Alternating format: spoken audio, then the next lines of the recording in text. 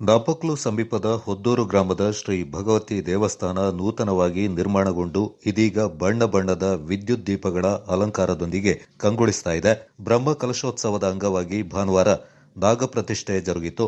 ಸುಮಾರು 1.5 ಕೋಟಿ ರೂಪಾಯಿ ವೆಚ್ಚದಲ್ಲಿ ದೇವಾಲಯ ಪುನರ್ ನಿರ್ಮಾಣಗೊಂಡಿದ್ದು, ಮಾರ್ಚ್ 7ರಂದು ಕುತ್ತಿ ಪೂಜೆಯೊಂದಿಗೆ ಕಳಶೋತ್ಸವ ಆರಂಭಗೊಂಡಿತು.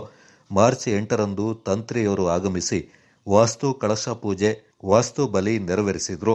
ಶನಿವಾರ ಸಂಜೆ 5ರಿಂದ ಅಂಕುರ ಪೂಜೆ, ಅಂಕುರ ಆರೋಹಣ, ವಿಗ್ರಹ ಪರಿಗ್ರಹ ದೀಪಾರಾಧನೆ ನಡೆಯಿತು. ಭಾನುವಾರ ಬ್ರಹ್ಮಶ್ರೀ ಕೆಯು ಪದ್ಮನಾಭ ತಂತ್ರಿಗಳ ಹಾಗೂ ದೇವಸ್ಥಾನದ ತಕ್ಕ ಮುಖ್ಯಸ್ಥರು, ಆಡಳಿತ ಮಂಡಳಿ ಭಕ್ತರ ಸಮ್ಮುಖದಲ್ಲಿ ನಾಗಪ್ರತಿಷ್ಠೆ ಜರುಗಿತು.